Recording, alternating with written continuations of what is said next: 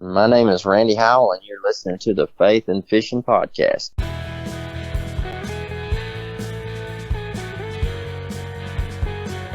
Welcome to the Faith and Fishing Podcast. I'm Cam. And I'm Robert.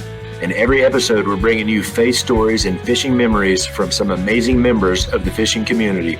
So join us as we shed a positive light on all things faith and fishing.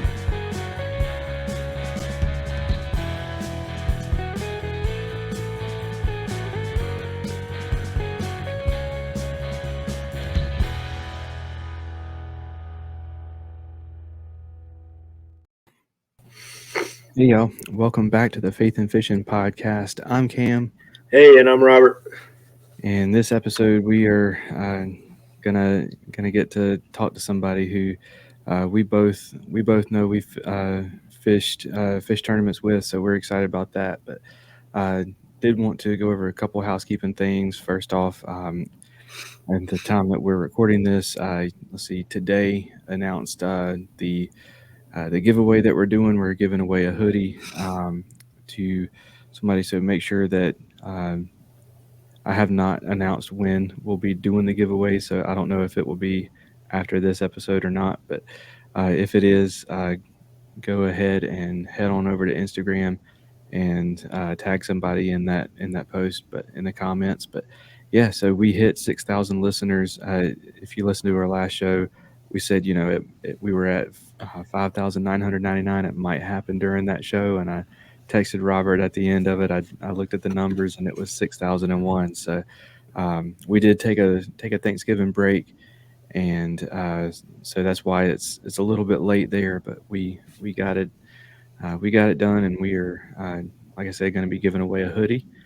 We did have a couple of technical difficulties last episode, so if you're watching on YouTube and you had to kind of watch awkwardly for 47 seconds on where there should have been an ad, but there wasn't, I apologize. Hopefully we'll get that figured out. But yeah, man, Robert, how's it going, man? Man, it's going good. We had a good Thanksgiving. My older son came back from the Czech Republic, so the Wednesday before Thanksgiving, so he's been home about a week now, so he's getting reacclimated into living with his parents again, which is interesting after he's had a semester not only out of the house but in a different country where some of the legalities, the ages are a little bit different than they are in the United States. So he has had to readjust some of his outlook on things, I guess you would say, but it's going good. So we had a good Thanksgiving, spent some time with some family down around Greenville, and then we went to Boone, and we go up there every year, cut our Christmas tree, and have just kind of our family weekend. And so really good. And, haven't fished a whole lot, but, it is what it is. We'll get out there soon, hopefully. What about you? Great Thanksgiving, or I should say Thanksgivings. We went down to my wife's parents on Thanksgiving Day, and then Sunday went down to my parents, and we had good Thanksgivings. I did get to fish that weekend before Thanksgiving with through my. Let's see, I had one day where I could go out and fish the charity tournament for Jaxton, and caught a couple nice ones, but not enough to work my way into the top 6 to be able to choose a charity. But yeah, had a good day on the water anyway. But yeah, man, did you have any more housekeeping stuff to go over before we jumped into it? No, man, I'm excited for this episode. So I have had this guy's home-fired steaks over the campfire grill, and he fishes really well, and he can cook a mean steak. So I'm excited for it. Awesome. Well, let's get him introduced right after this. With 30 years of experience of handcrafting lures under his belt, Mr. B of Mr. B Lure Company is making high-quality spinnerbaits, buzzbaits, jigs, underspins, swim blades, and more right here in the U.S. All of his skirts are hand-tied, and all of his baits feature a baked-on powder paint, all metal components, and only Owner and Gamakatsu hooks. All of his baits come in a variety of colors, and if you purchase a bait in the Battle Shad color, 30% of the proceeds go to the Wounded Warrior Project. To see the quality for yourself, go to MrBLureCompany.com, that's MRBLureCompany.com, to place your order and use promo code FAITHPOD1X10 at checkout to save 10% on your first order.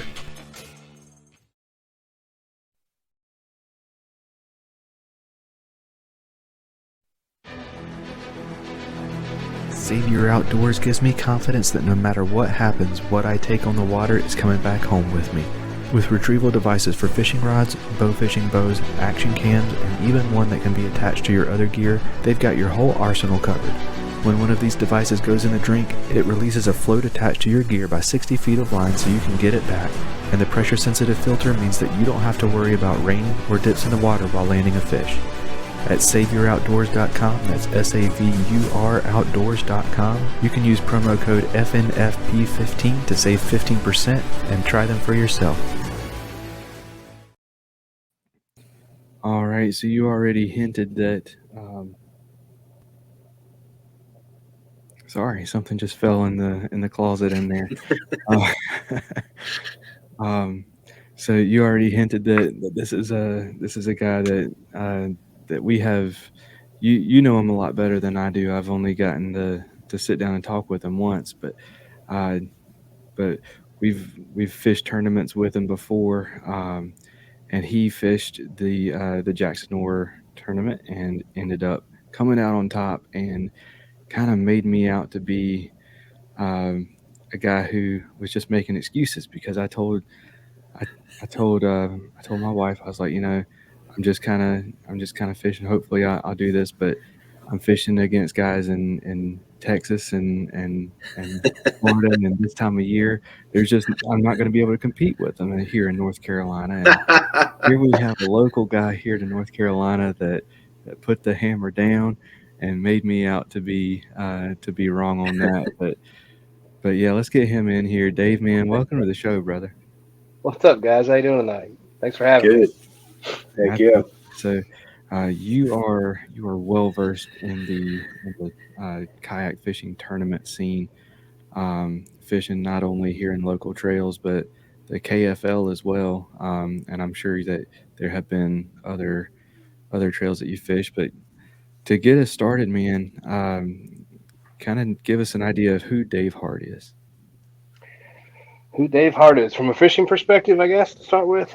Well, just from any perspective that you want to start off with.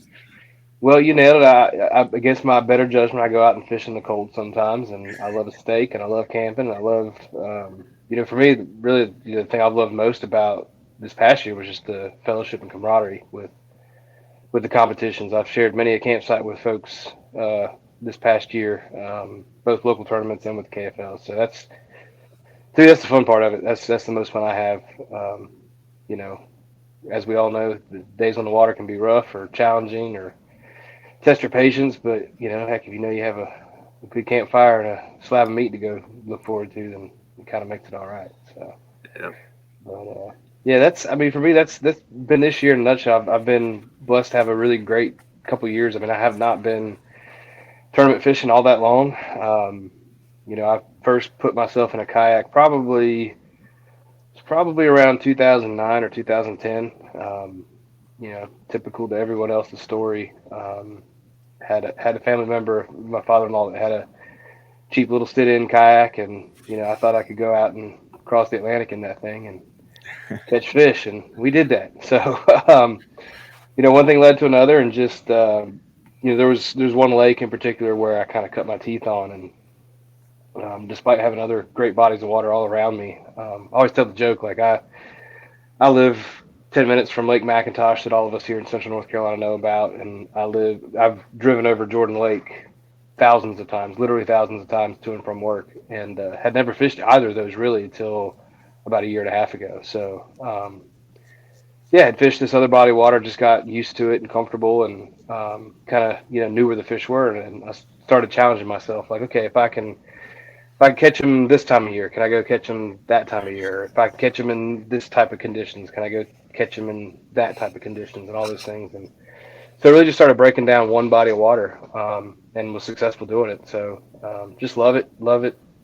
I just every bit of it, from map study to breaking down water to trial and error to catching the fish. With kayak tournaments, as y'all know, it's really, I mean, some would argue that catching the fish is one of the easier parts. It's the whole process of landing it, getting it in the boat, getting it settled, getting the picture, all that stuff. So just it's been fast and furious. Like I said, my first tournament I entered was in September of 2020. So Okay. yeah, just really 2 years of experience doing it. So, but yeah. Absolutely. What got you started into KFL? KFL. So, I'd heard about it the first year in its existence, and obviously we had kind of crossed paths with some of the guys in our local trails, and just never really thought anything of it. I thought that's a cool concept. That must be kind of neat, getting the jersey and traveling and having a little bit of a more national presence. And then, yeah, I got a message one day out of the blue, like, "Hey, would you like to join?" And I was like, "Well, let me think about it." In my mind, I was like, "Well, obviously the answer is yeah. I just got to figure out the logistics." I mean, for me, it was more, not just that it was a cool concept, but I'm like, granted that at this point I was a year into tournament fishing, and knowing the names of the guys on the team, I was like, I've got stuff to learn.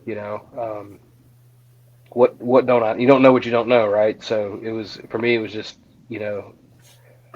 opportunity right there just to learn from some of the best in our area. And so that's how it came to be. I accepted, and that was about this time last year. And so we had a kind of the whole off season. I got to know some of the guys. I didn't know, I had met some of the guys on the team locally, like Justin and Steve Perry. But just in passing, but they, each had their cool stories of how I met them, and got to know them. And but through that off season, got to we fished a little bit and got to learn some of the other guys. And so yeah, that's how it started.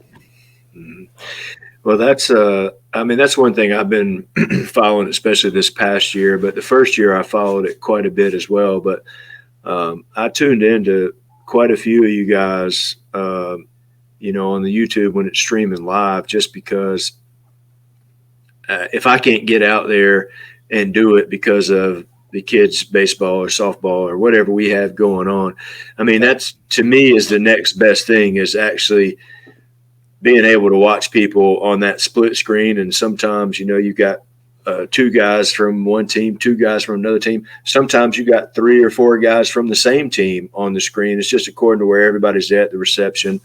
But I really think that the KFL and just kind of that streaming platform is really where this thing is going to end up going. Even on the other tournaments that we fish that are not KFL, eventually that technology is going to catch up where somebody would be in control of, let's say, a 50-person tournament, and being able to go from, hey, Dave's in the lead, let's go to him, and kind of that live narrative of, hey, this is what I'm doing. And then, another cool part of that, and you can probably shed some more light on that, is I think this year you guys rotated kind of like a commentator spot on a lot of weeks that I watched. Either Matt or you were maybe at your house, but you were also kind of commentating and going, filling in between person and person and talking about kind of what they were doing, talking to them. So maybe you could shed a little more light on that, because I thought that was a cool addition that I didn't see in the first year that anybody was doing. Is kind of having that person that was kind of putting it all together. Yeah, and I think I could be totally wrong on this, but I think it was just a coincidence of dumb luck, where the limitations of StreamYard and how we operate to do that live stream, it really made sense. Could somebody run it from the water? Yeah, absolutely. But it really takes away, if that angler's on the water trying to focus on catching fish and you have a short window, take that distraction away and see if you can get somebody, at home to do it. And that's really how that idea came to be. And And I love it. I mean, back to just if you're speaking just the live streaming, I'm same with you. If I'm not out in the water, I'm watching some of those matchups, and it's cool because you could either, hey, I know what body of water they're on, and I can tell where they're at or what they're doing, techniques. Oh, okay, that's cool.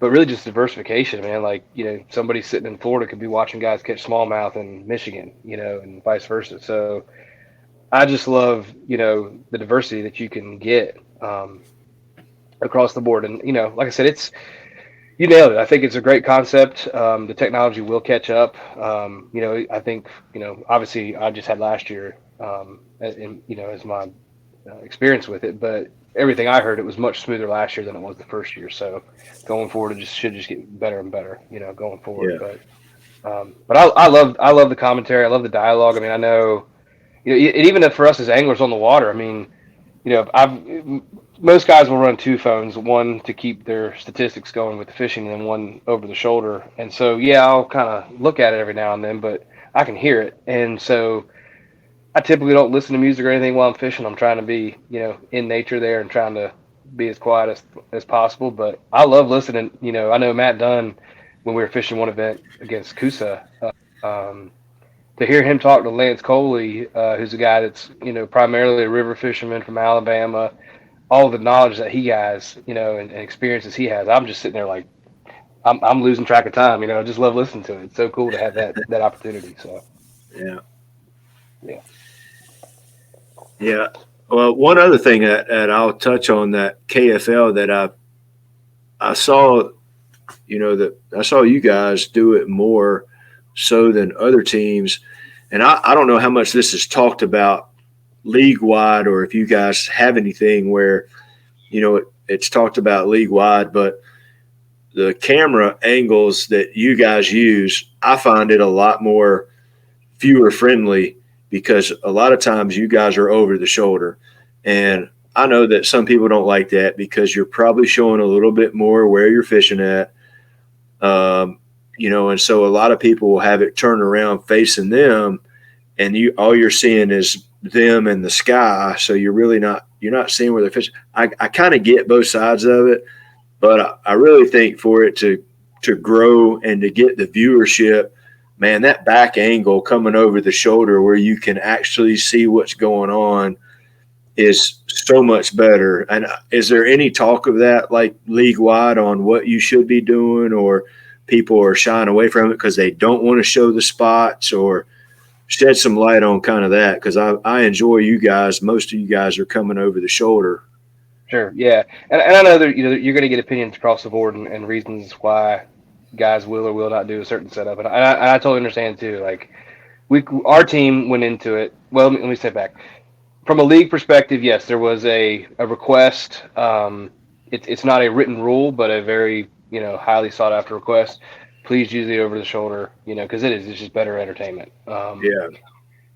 And it's a give and take. Like I get it. Like if you're trying to protect, where you're fishing, the style of fishing you're doing. And story with that is like, again, this is the first year I've ever done it, and I kind of commentated the very first event. Unfortunately, I didn't do it right, so it actually didn't go live. But I told the guys, both our team and the other team, I said, look, they were on Jordan Lake. I said, look, guys, I know where you're fishing. I know there's only so many landmarks on Jordan Lake. I'm not going to, just to be transparent with both teams. I can see where you're at. I can see I can't see what lure you're using, but I can see if you're finesse fishing or power fishing or whatever. I was like, I'm just going to let y'all know, transparent. I'm not going to, say any of it.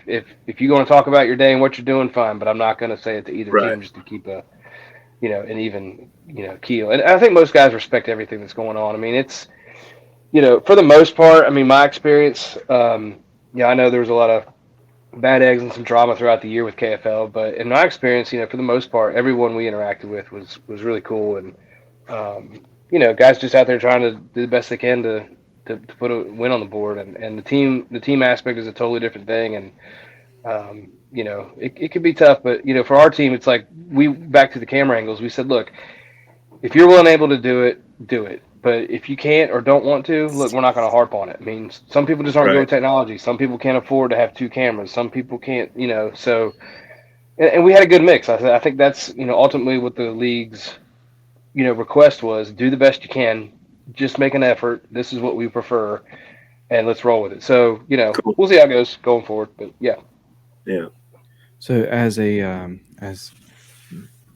the runnings for the world's most clumsy kayak angler, and also a bit of a gear junkie, I'm very curious. What mount are you trusting to hold a cell phone over your shoulder on the kayak? I thought I had it in here. I don't have it. I need to get.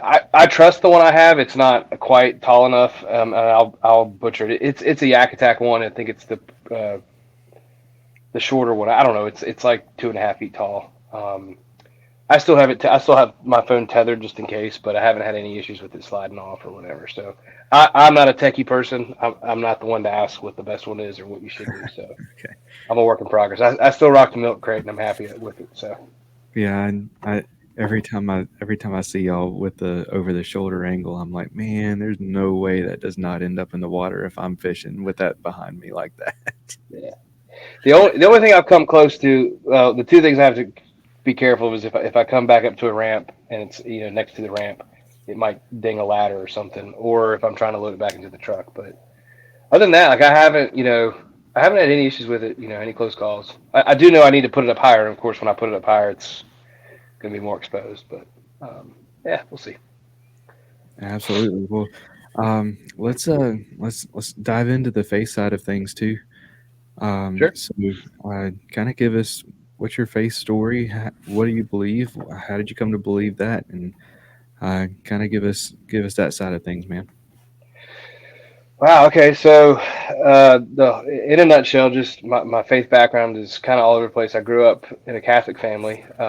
My grandfather was a deacon out of the Maryland and Pennsylvania area. So, grew up very Catholic at a young age, and then we moved to the Charlotte area in the mid '90s, and the little neighborhood we were living in, just naturally got to be a bunch of friends with the guys in that neighborhood, and there was a larger Methodist church right at the front of the neighborhood that they all just you know went to, and so kept going to Catholic services, and then went to the Methodist as for their youth group only, and absolutely loved it. Like got to experience the fall retreats, summer mission trips. Went all over the world. Well, not all over the world, but went all over the country. And we did go to Mexico one year, which was really cool for our senior year trip. So really love that aspect of serving others and spreading the word and everything. So that was that was different to me. That didn't happen as much in the Catholic upbringing. So and then yeah, just that just kind of just always. Try to keep a solid foundation behind me. Obviously, life happens and things happens, and we kind of go all our different paths. And then, but lately, yeah, I've just been blessed to have a wonderful family. Met my wife at App State. You mentioned going to Boone to cut a tree, Yeah. and yeah, I'm a firm believer that that was all not happenstance. We met at the right place, right time. I didn't know it. She kind of knew it more than I did, I guess, at the time. But yeah, married into a sweet, loving, God-fearing family. So just good background from both sides. It's kind of amazing. I mean, we had a pastor here at a local small church that did our marriage counseling.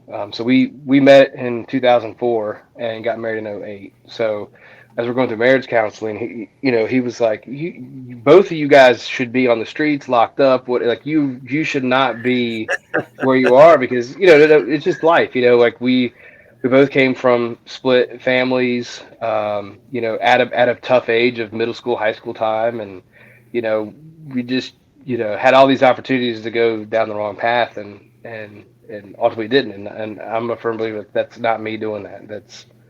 That's God's hand in it. So and we've as a married couple, we've got 3 beautiful children. We've gone through ups and downs as well. And again, we just major life experiences. We tend to don't dwell on them very long. And again, I know that's for me. That's not me. That's God, pushing us through and getting us over it, saying, "I got you." So that's kind of my faith story, where we're at now, and just, yeah, like I said, great family, 3 beautiful kids, and everything is good. And I just celebrated my 40th birthday, so I feel like I'm splitting the uprights between y'all. So I got a lot of white hairs coming in here now. So catching up with you, Yeah. Robert. Yeah, Um, that's what we were talking about earlier because we skipped last week for Thanksgiving, and then the first thing we got on, Cam was like, "Oh, the beard's back," and I was like, "Yeah, but I feel like there's so much more white in it this year than there was last year because I try to go the summertime and keep it shaved off, and then when it starts getting chilly, I'm like, yeah, we need a little bit more insulation." But yeah, yeah, it seems like it happens overnight though. You go from dark, and then the next year it's like you could be freaking Santa Claus. So yeah, yeah, just yeah. sneak up on you. Of course, this is by far and away the longest my beard's ever been. I don't know. I told myself I was going to cut it on my birthday. Now I'm like, maybe I'll take it to Christmas. Maybe I'll take it to New Year. It's all right. I've had a beard, pretty constantly since, oh shoot, probably 2005 or 2006. I think I cut it once for my wedding. I cut it for whatever reason. I cut it on my first son's birth. But so it's legit been there for 11 years. So he turned 11 this summer. But I try to keep it a little more trimmed up. But let me see what happens. Let it go. So Yeah, and the white comes out. There you go. You can see it. there you go. Yep. Yep. Yeah, if I'm starting to get some in there, but my Yeah. wife always likes to pick on it and To point it out. move Yeah. it and pull it out or Oh, whatever. But but yeah, I'm the same way, Dave. I've been clean shaven not very often. And I mean I started shaving in 5th grade, so Yeah. whenever I say not very often, I don't mean like recently. Yep. Yeah. My son, he's in 5th grade. I just noticed he's starting to get that little shadow up here. I'm like, oh man, I'm not ready for this. But yeah. like I said, once it starts going, it goes fast. Yes, it Everything. does. Yeah, I had the like the underneath sideburns like down in here, and they Yep. started calling me Wolfman in 5th grade, so I started shaving. Yep. Um, but yeah, man, we wanted to talk to you also about the charity tournament that we just Mhm. participated in. So hopefully we're going to be able to get everybody in here to talk about charities and everything. But I wanted to give you an opportunity to kind of uh, tell us as much about your day as you want to tell us, Sure. and let us know who you decided to donate to and why. Sure. So I'll try to separate the two as much as possible. So we'll focus on the fishing and the tournament part first. So again, I dumb luck. I mean, in looking back, I'd heard of Jackson's tournament. Can't remember why I didn't join it last year for whatever reason, but but I'd heard of it, and I just happened to see the post, and I don't know how many of y'all knew it, but actually it had gotten postponed. It was supposed to be earlier, like September time frame, but I think just life happens. There was a lot of other national tournaments going on, with KBF and then the Hobies and all that stuff. So I think they just kind of, Jackson, I got to get more people to join up, and pushed it out. So really, that's a saving grace, because I don't know that.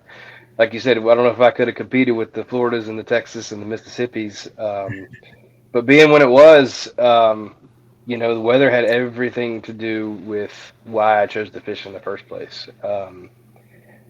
And for me, like,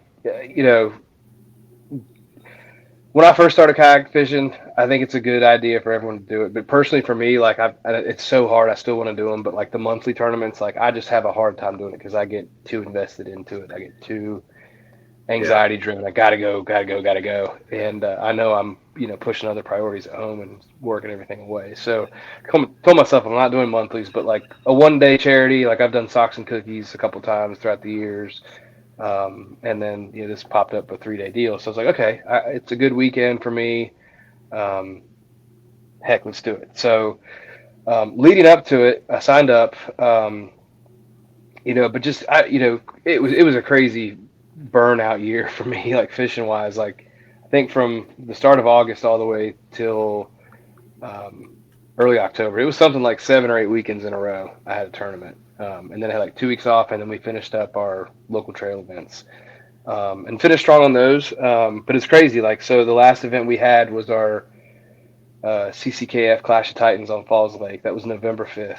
And I remember sweating in my hammock at the campsite the night before. It's, muggy and in the 70s, and water temperatures were 68 degrees. And I'm like, well, this isn't normal. But ended up doing really well in that tournament. And then, of course, winter happens real quick. So we had that first cool blast. And in my mind, when the Jaxton thing popped up, I was like, man, I'm really worried about fall turnover because we had that cold snap. And I said, well, if I'm going to do it, I'm going to go to this place I know that may not be affected. So I actually went out Friday to another big bass spot that I had experienced earlier in the year in a tournament that kind of had my number. It was the BASS qualifying event for the national championship, and I fell one fish short, so I wanted to get some retribution on that body of water, and so I went out Friday morning and completely got skunked. And I knew I was going to, looking at the conditions and what they were. I should have stayed in bed. So couldn't fish Saturday at all. So I said, well, Sunday, let me try some other, big body or big bass body of water. And, it was cold. It had been really cold. We had some lows in the 20s.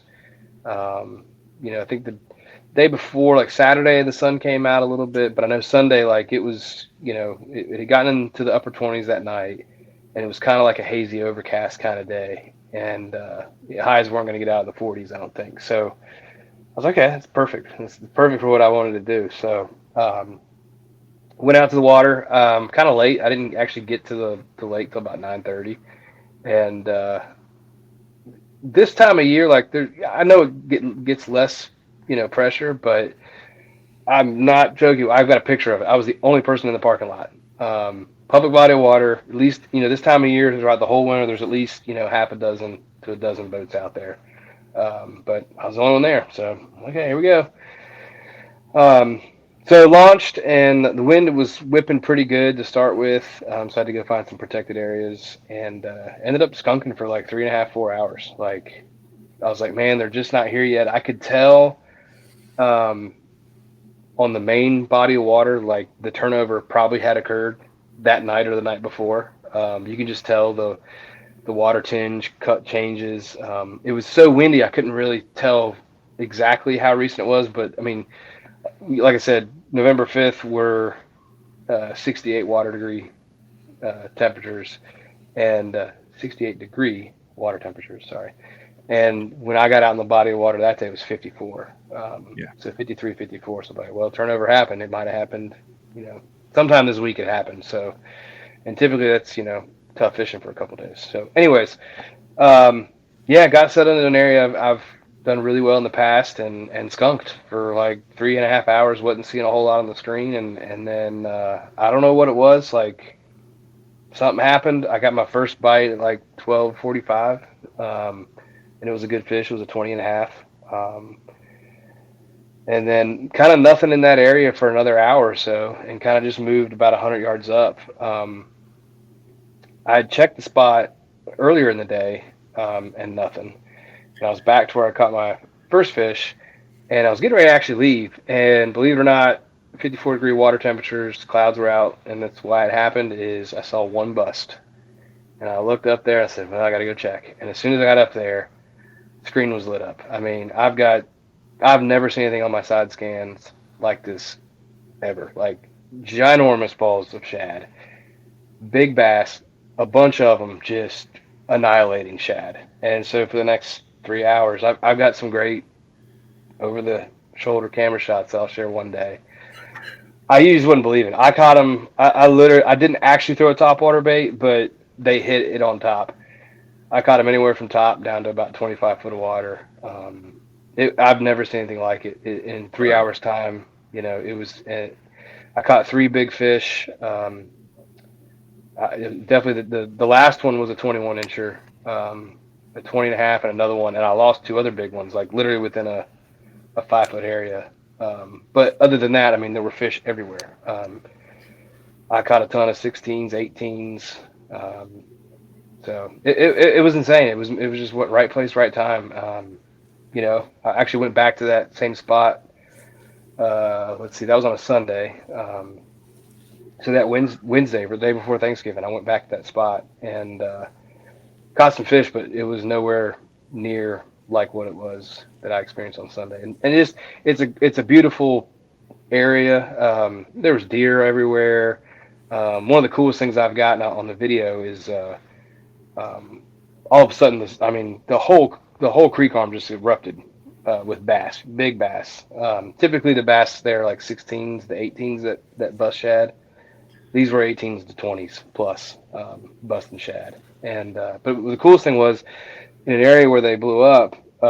Immediately, you heard a heron, croak or call, whatever you say, flew over right over where the shad were, and then immediately following there was like two or three kingfishers and other birds. Like it was just cool to see nature like erupt all right, and I just happened to, be blessed Be enough to right be in the near middle of it. Yeah. right in the middle of it and I Yeah. had the whole place to myself. That was the craziest thing, the sad part is it would have lasted. I mean, I could have kept going, but I was pushing it. Comfortably where I was is about an hour pedal back to the ramp, and I did it in 35 minutes. And I caught that last 21 incher to put me over top with like, I don't know. I told myself I should have left at 3:30. I think I left at 3:55, and I think I caught that 21 incher at like 3:40 or something like that. So it was all meant to be. I've never had a Charlie horse like that in my life getting in my truck though, because I was getting it back. I'm I was sure. getting it. But that was a lot of me talking to say that was probably for such a small window of time. And I've been where like you're on one specific school of fish and just picking them off, but this was just like anywhere you went within a couple hundred yards. Hmm. I'd fish the bottom, and as soon as they come up, I'd just throw over and catch them on top. Um, Caught some mid-water column. I mean, one particular bait I was using, but I was caught a couple on a jerk bait, caught a couple. Didn't have an A rig tied on. I probably should have because I probably could have caught four at a time. I'm sure.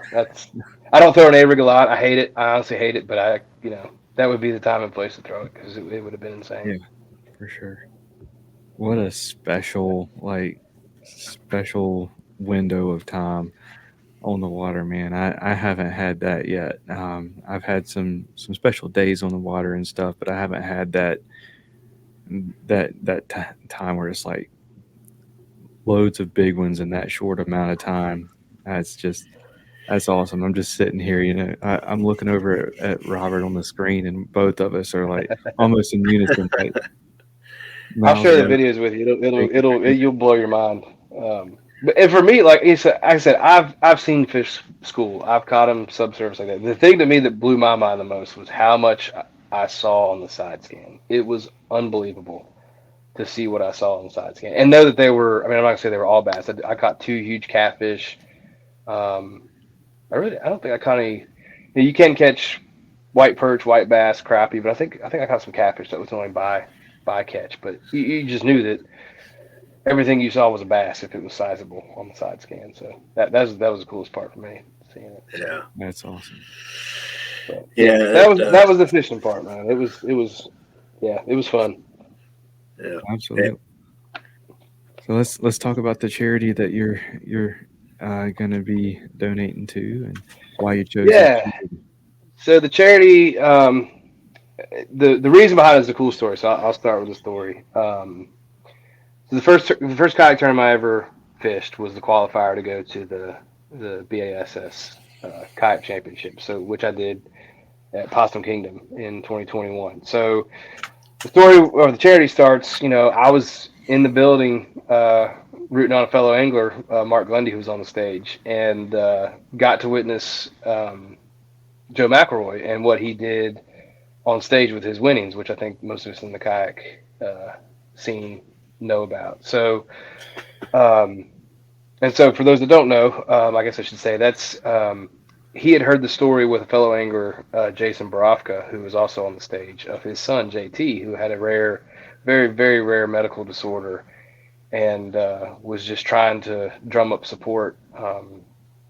He's the only case in the country right now, or was at the time. So Joe heard that and dropped everything and said, "Well, I'm donating my winnings to Jason and his family to save JT.com."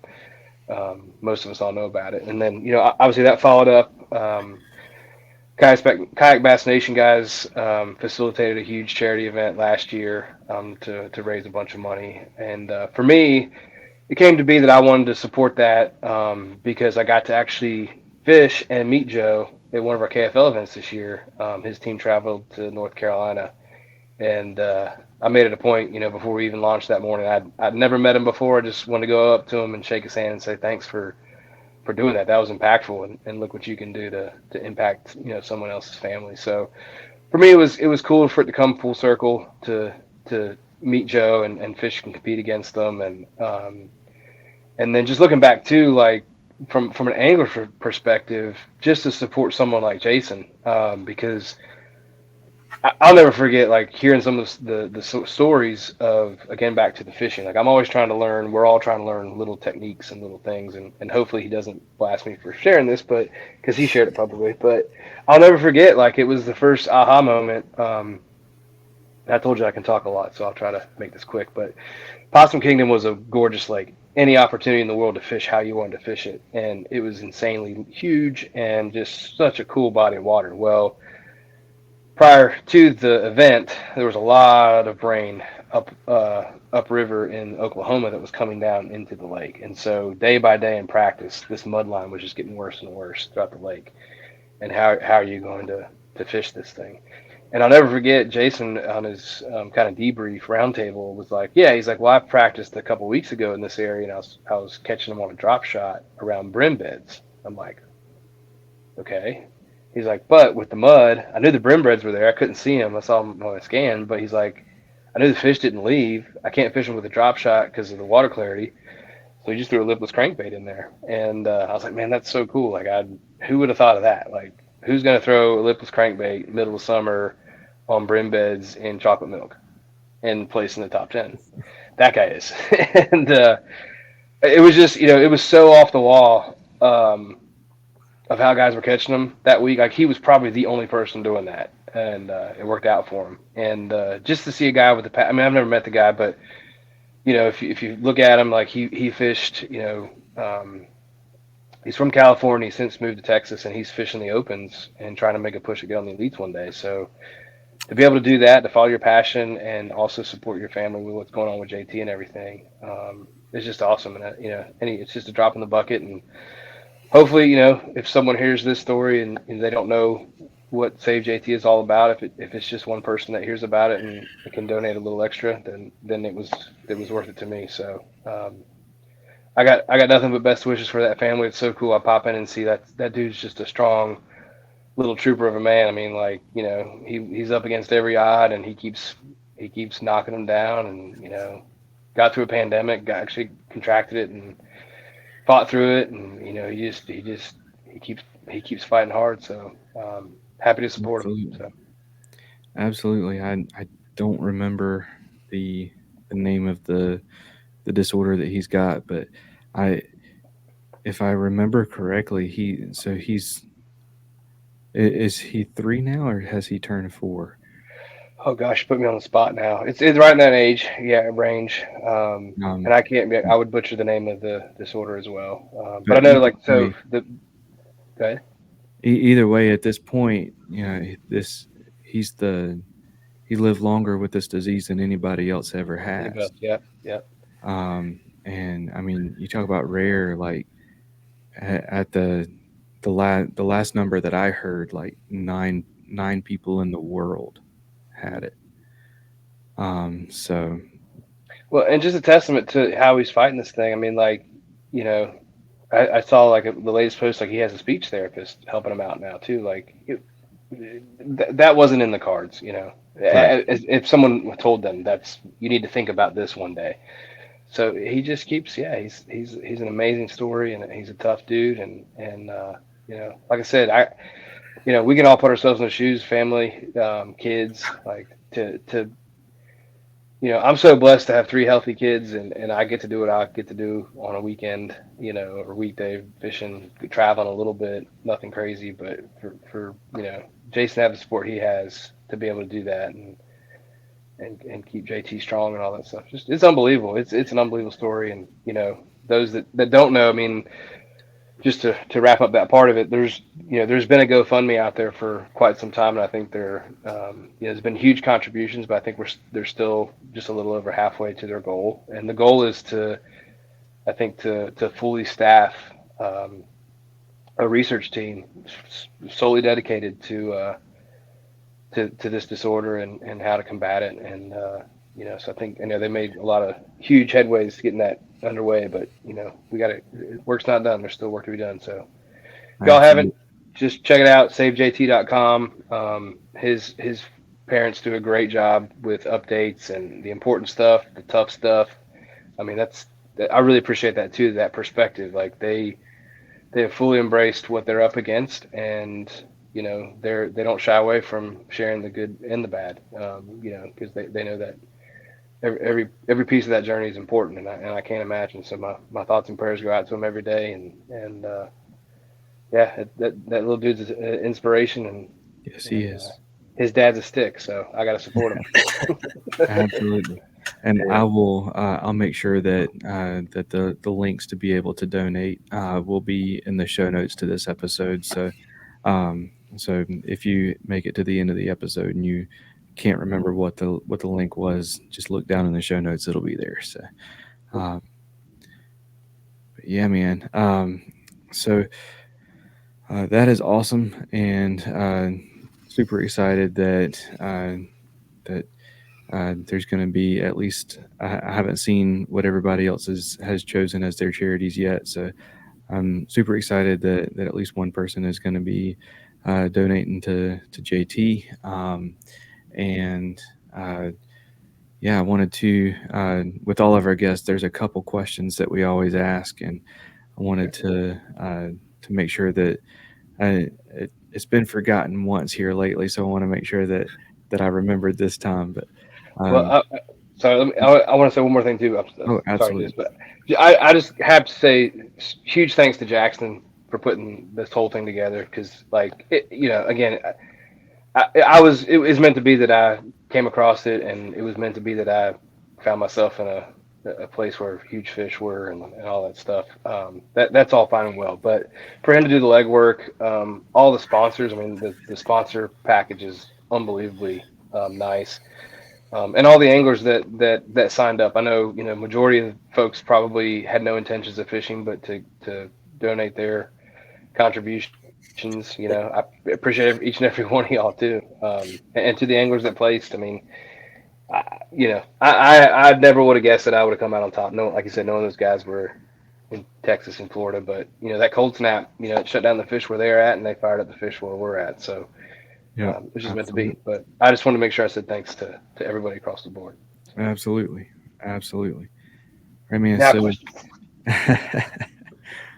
so what fishing story or memory means the most to you?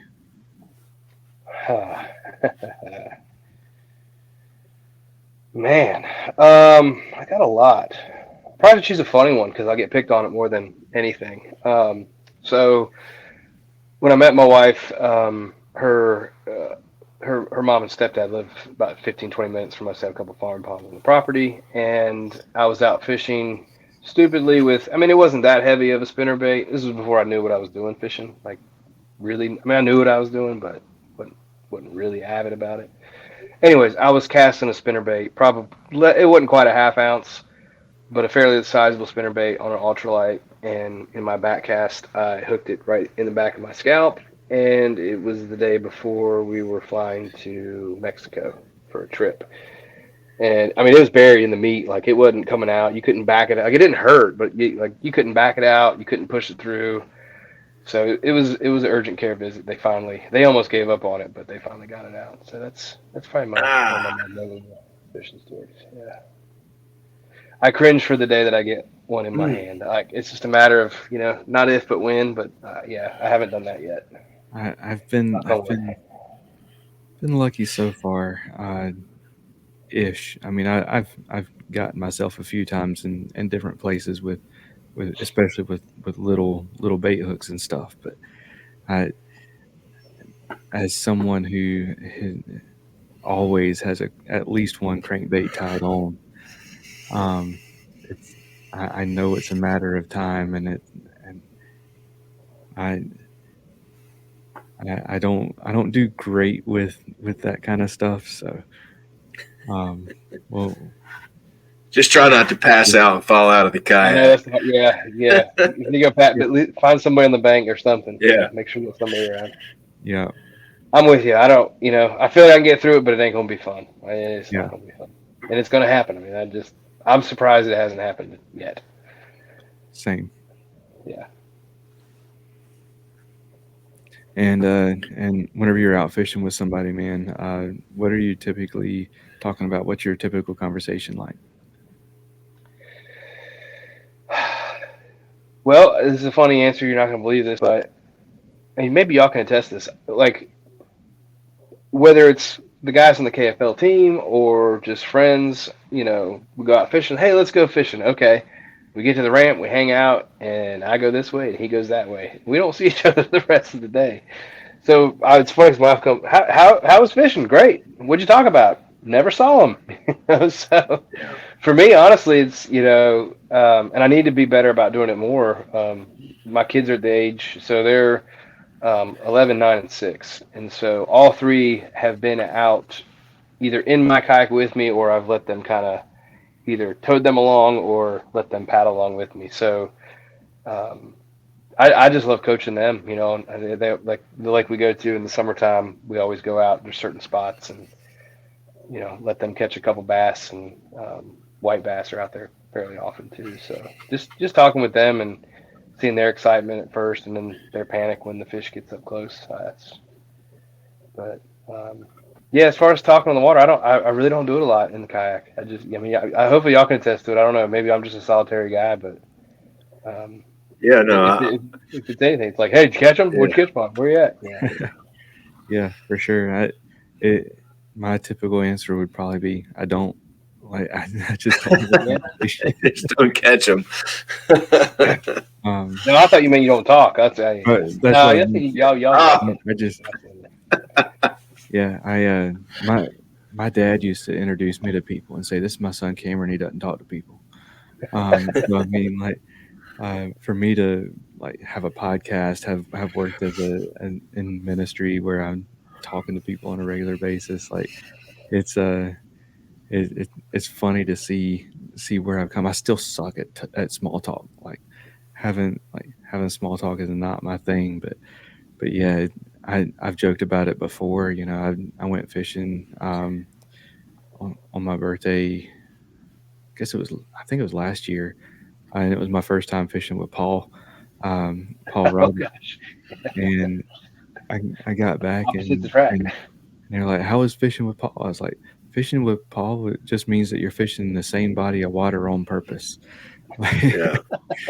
He was gone. Yeah, he gets no way I'm keeping up with him. Yeah, he moves. Yeah, he doesn't stay in the same place very long. We were fishing Falls Lake one time, and it was a tournament, and there was like 6 or 7 of us that put in at the Eno boat ramp, and I had fished it the day before and had figured some stuff out, so I was pretty confident I was going to catch some fish. And so we started out, and Paul comes by me, and he's throwing stuff left and right, bank to bank, and then he just keeps on going. And it was about 10 minutes later. I was fishing a lot slower than he was, but about 10 minutes later, I see him coming back, and he's still slinging it side to side. And he passed me. He's like, "Well, how you doing?" I was like, not that good so far." He's like, I'm just keeping on going. He was 90-0, just going as fast as he could. So I can understand, he is nonstop when he starts out.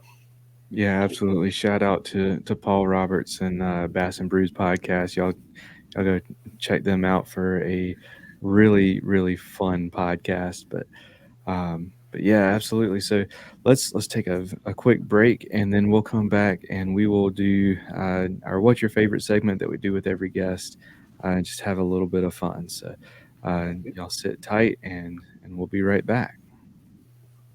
Atollas, based out of Charleston, South Carolina, is an eyewear accessory and gear company.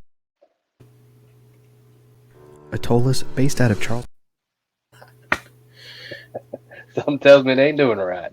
Let's try that again. Atollas, based out of Charleston, South Carolina, is an eyewear accessory and gear company focused on enhancing your time on the water. Their floating sunglass retainers are the most technically advanced around. Over 5 years of engineering, testing, and exhaustive feedback from paddlers, anglers, and watermen have resulted in a patented design in a class of its own. They're incredibly light and comfortable, built for durability, sport a sleek, minimal design, float virtually all brands and models of sunglasses, and they're backed for life. So if you break them, Atollas will replace them. No questions asked. Whether you're fishing, kayaking, or boating, Atollas will save your shades from the dream. Head on over to atollas.co to check out their gear and use promo code faithnfish15, that's faith the letter N, fish the number 1, 5, at checkout to save 15% on your order.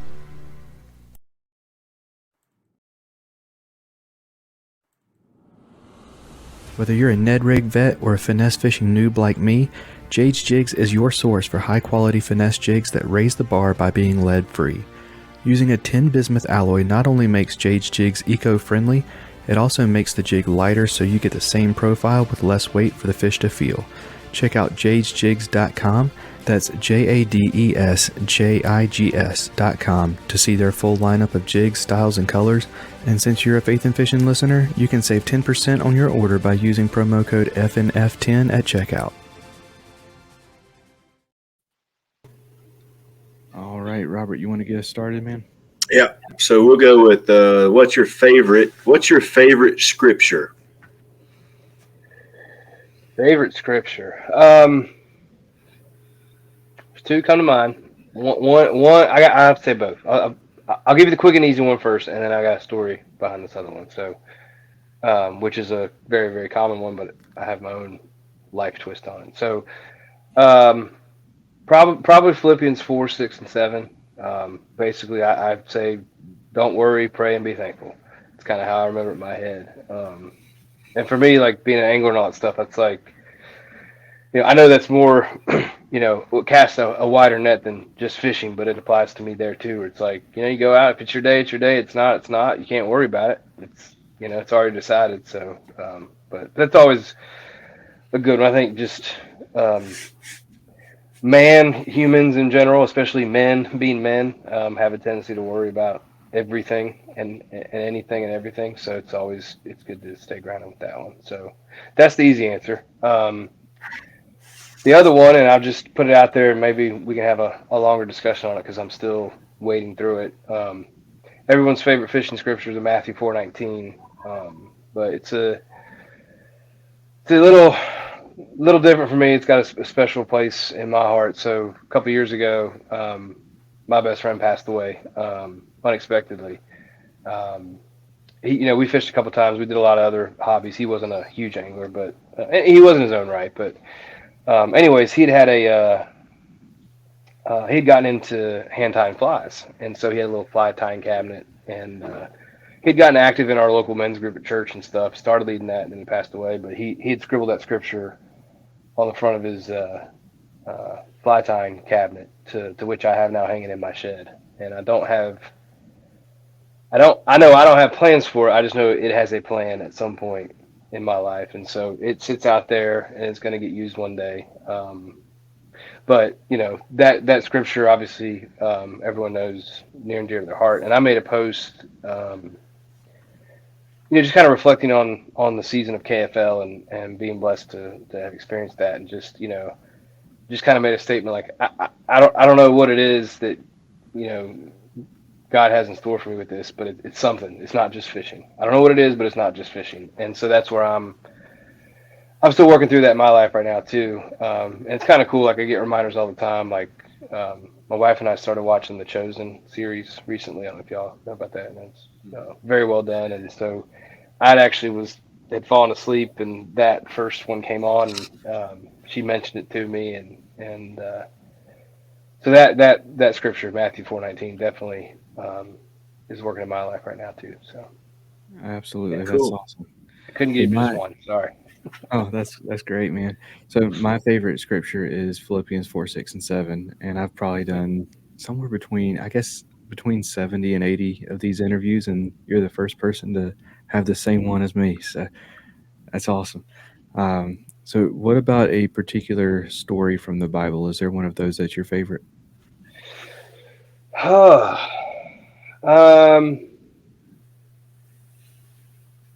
the one I just mentioned is fascinating to me. I was bummed because seeing how good that Chosen series is now and how well it's done. I have to go back and watch that scene. But yeah, just that whole scene, those guys being on the boat and hearing the voice from the shore and all that stuff. That's just just to know that like what's going through their minds at the time. But now to get into it, I mean, I could take any of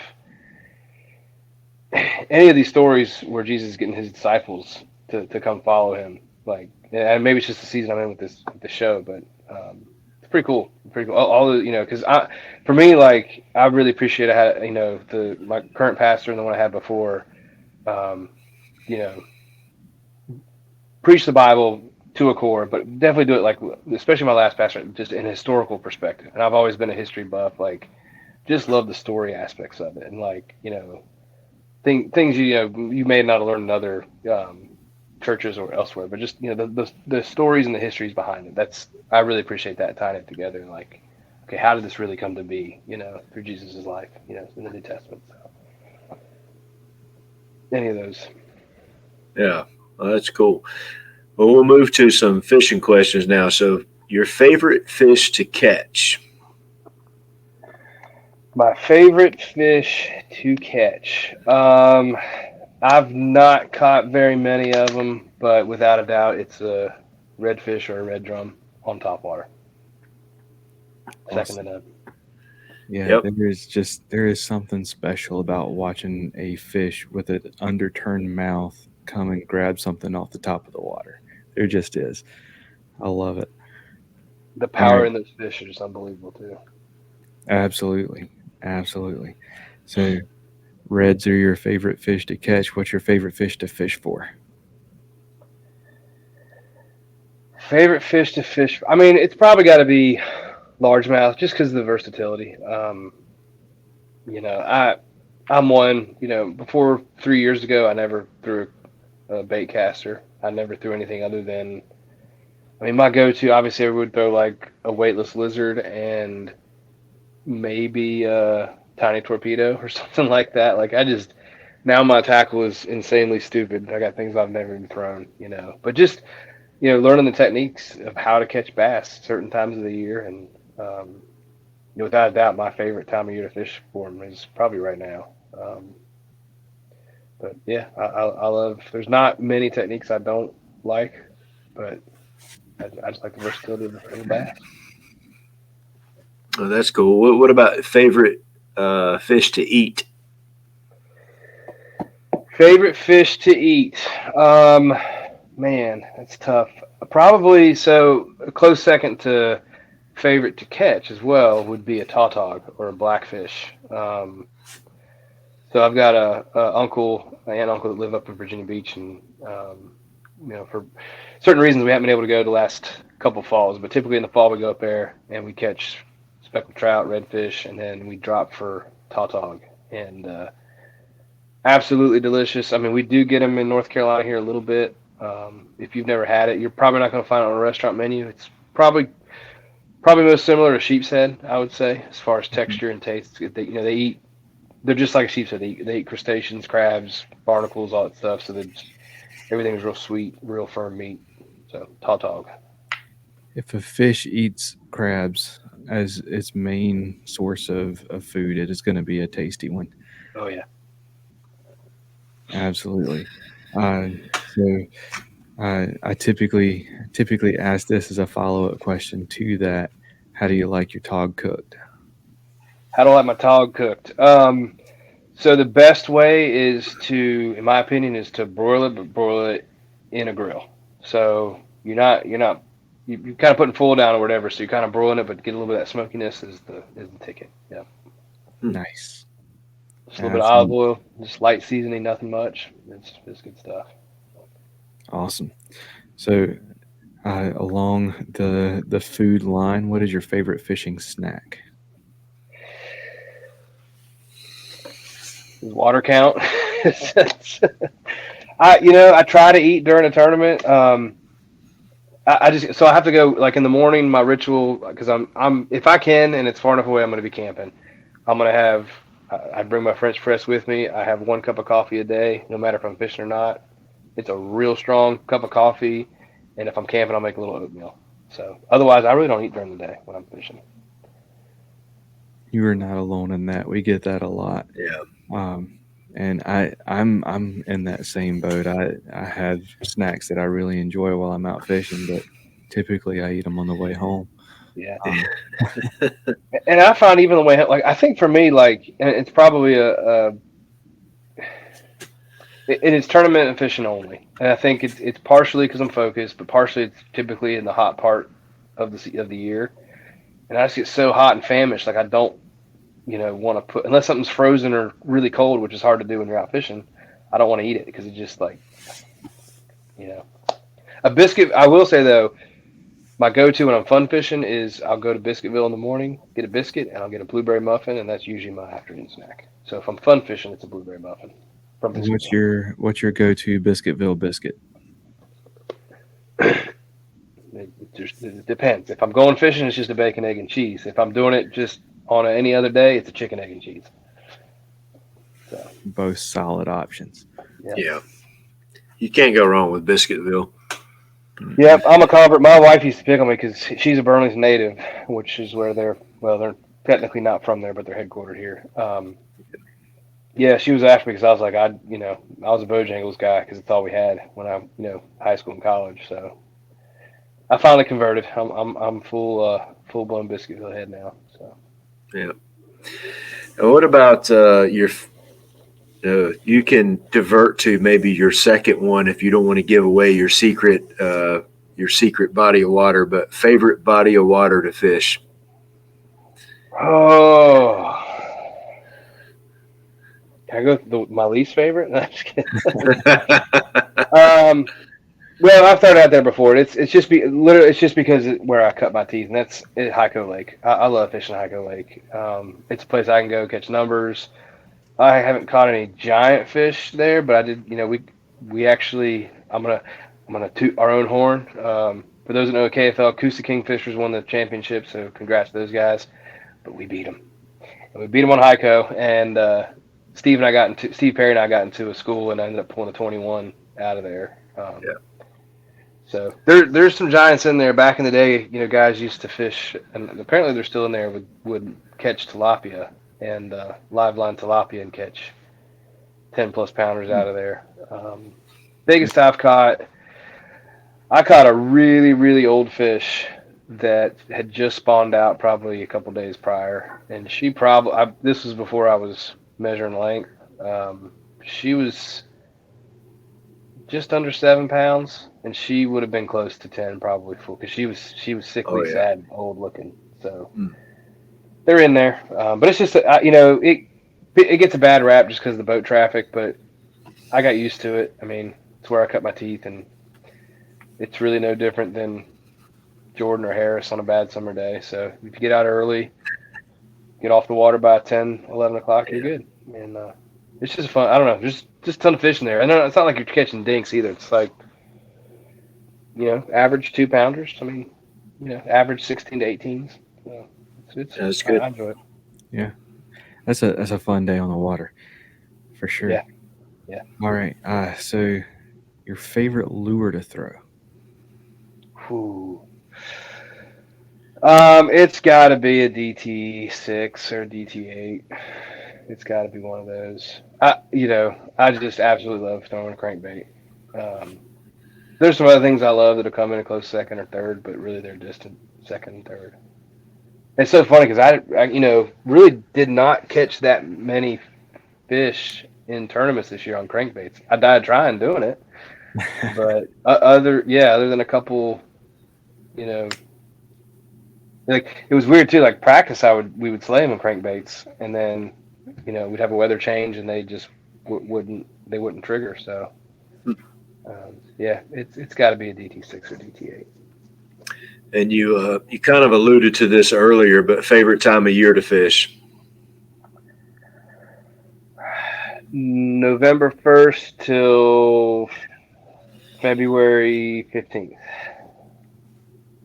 Yep. And I never did it until last year, but I was kind of shown the potential. Just you're not going to catch a ton of bass, but the ones you're going to catch are huge.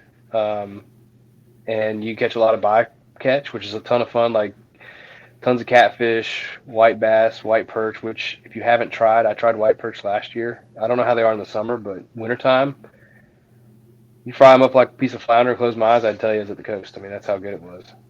I don't care for crappie, really, but white perch was unbelievable. But yeah, this again, it's peaceful. There's not many people in the water. You're more in tune with what's going on, because it's such a challenge to get bites that you're really focused in on your electronics and you're really focused in on what's going on. So yeah, this time of year. Awesome, man. Well, And I caught my PB this time of year too. So oh yeah, always helps. that definitely does. All right, man. Well, we're gonna start wrapping things up. What's coming up for you? What's your plan going from here? My plan, as far as fishing goes, right, I assume, or in Right, general, I don't know. Yeah.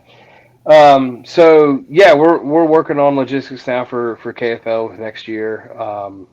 They're kind of consolidating a little bit and changing some of the format, as far as home lakes and things like that. So we're working on that. We got a lot of kinks to work out. I mean, nothing terrible, but it's a lot of moving parts with a team event, your own team, and then to translate that to 24 teams. It's a lot. I'm hoping to fish CCKF heavily next year. I just have to look at the schedules. I've fished all three trails. Enjoyed every bit of them. This past year just didn't work out where I could fish CKA that much because of KFL and other conflicts. And then Queen City, like I'll fish, if I can, and if they're in the area. I enjoy going down. I fished Norman with them a couple times. I fished Lake James. I really like what they're doing. Open up the bodies of water. I've got nothing against any of the trails. I just do what's convenient for me, and that just happened this past year to be CCKF, and it's fun. Like I said, all I have to do is continue the fellowship. Got to camp several occasions with the KFL guys, or do an Airbnb. Got to camp out with a couple guys at Baden. Peter Ely got to camp out. I took him camping for the first time. Me and him at Falls Lake that last event, so. Made sure he got a steak and a s'more, so he was happy, I hope. But yeah, that's the fun part of it. Just to continue to hone in my craft, be competitive, give it my all. That's the thing. I'm pretty easygoing, but I think if you guys know me on the water, like I'm not letting up on the gas pedal at all. Whether it's going 18 miles or throwing something outside of the box or trying something different, whatever it is. I mean, that's just how I'm wired to do it. So, yeah, looking forward to it. I wanted to give you an open floor for sponsors, supporters, anybody you want to shout out or say thank you to. Well, as far as sponsors, I don't really have any other than our KFL team sponsors, which we'll bring some on next year that were there last year. We got some new ones in the works, so can't speak to any of those just yet. But yeah, thanks to everyone that either a friend, competitor, you name it, that I've come across this past year in the fishing world. I mean, it's been a huge blessing for me. I mean, it's our escape. It's what we do. I probably do it too much, more than I should sometimes. But just, thanks to my family that supported me, my sweet wife for taking care of the kids all the time. KFL, there's a little bit of travel involved, but even these local tournaments, like I said, I give my all, so I'm usually gone, at least half of a Friday before, and then all day Saturday, and sometimes Sunday if it's a little bit of travel. So, thanks to everyone in all the clubs. Like I said, I've enjoyed everyone. Absolutely, and I don't know if we have done it yet. Shout out your KFL team. Oh, sorry, yeah. So we are the Tar Heel Lunkers. Yeah, there we go. Wearing the hat. Just happened to wear the hat. Tar Heel Lunkers. So we're one of two teams here in the state. The Carolina Casters are in-state rivals. So it's kind of that's a fun little competition itself. We split our season this past year. One real tough event, and then one I don't know, gangbusters event. We both caught a lot of fish, but you can't compete when guys catch 24 inchers. So yeah. But it's been fun. Looking forward to it. Check it out. I know, like I said, like Robert was saying, even if you want to be on the water and can't, it's worth looking up. KFL on YouTube when we start up. I don't know the schedule in front of me. We're actually starting earlier this year, which is awesome. I don't know how early, but as soon as that gets fired up and you can get your fix. And if the fishing's slow, like hopefully the commentary is good and you learn something. So Absolutely. Excuse me, sorry. Yeah, man. And if our listeners want to find you on social media, follow your adventures and stuff, where do they find you? So it's at Chasing 20 Kayak Fishing. So chasing without a G. Excuse me, sorry. I'm gonna mute myself for a second.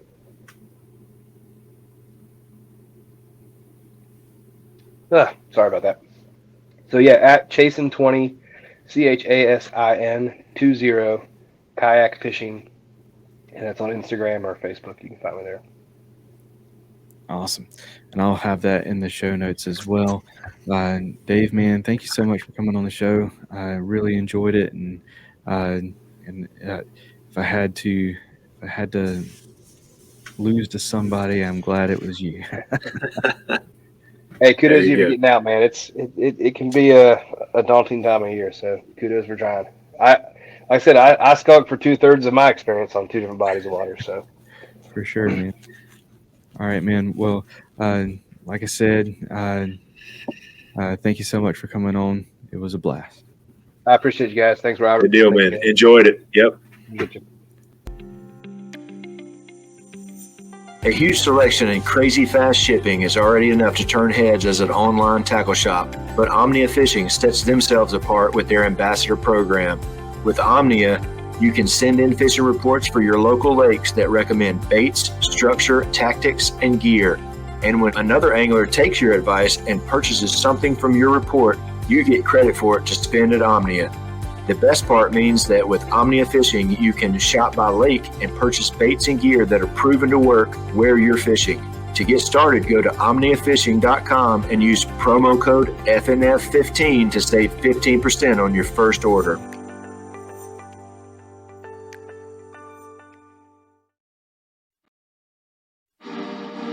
Get Outdoors Pedal and Paddle in Greensboro, North Carolina offers a wide range of products and services designed to help protect the environment and enhance the time people spend enjoying the outdoors. With an expansive year-round inventory of kayaks, SUPs, bikes, kayak fishing accessories, paddling clothing, biking accessories, and more, Get Outdoors has established itself as one of the top paddle sports and biking shops in the Southeast. They also offer a wide range of kayak safety and technique courses to get you comfortable in your new boat. They'll even get it rigged up for you. Stop by the shop in Greensboro, North Carolina, or check them out at shopgetoutdoors.com.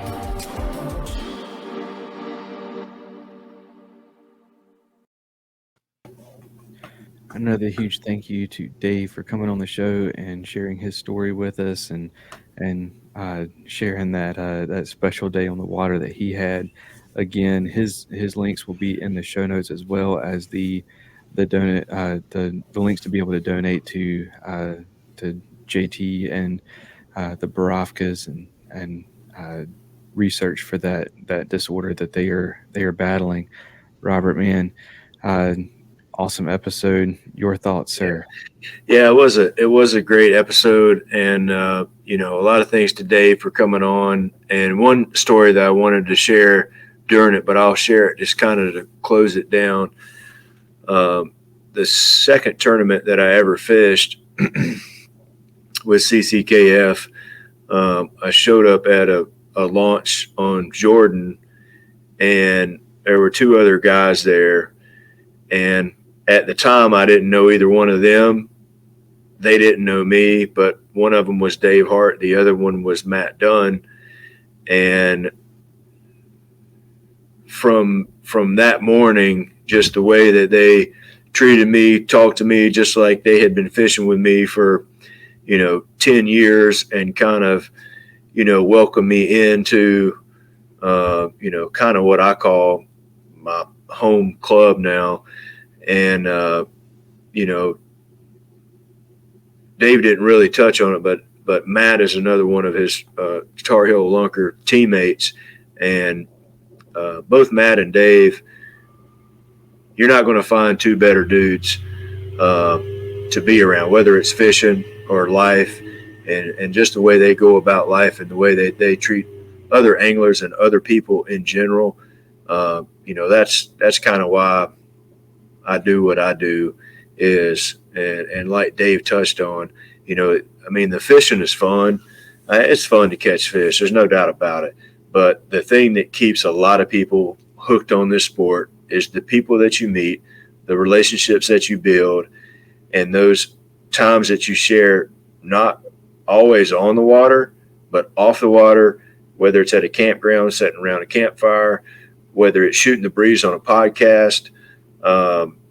I'm just glad that I found kayak bass fishing and the local clubs that I'm a part of, and just thankful for those people and those relationships I've built, including the one with Dave Hart. So I enjoyed this episode. I thought it was awesome. Awesome. Well, yeah, we are going to have a few more episodes this year, and then we're going to take a break. Just to get ready for the holidays and work our way through that, because that's always a crazy time. And then build up some episodes for next season and get things recorded and all that good stuff for next season. So next season should be a good one. We'll make sure that we have our big Christmas giveaway, all that stuff. So y'all make sure that you're keeping an eye out for that. Can't think of a better way to end it than Robert's message there. So that's going to do it for this episode, y'all. Y'all take care, and God bless.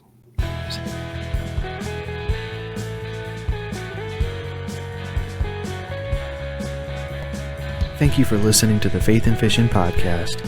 Faith and Fishing is produced and hosted by me, Cam Steele, and is sponsored by Jade's Jigs, Get Outdoors Pedal and Paddle, Save Your Outdoors, Atollas, and Mr. B Lure Company.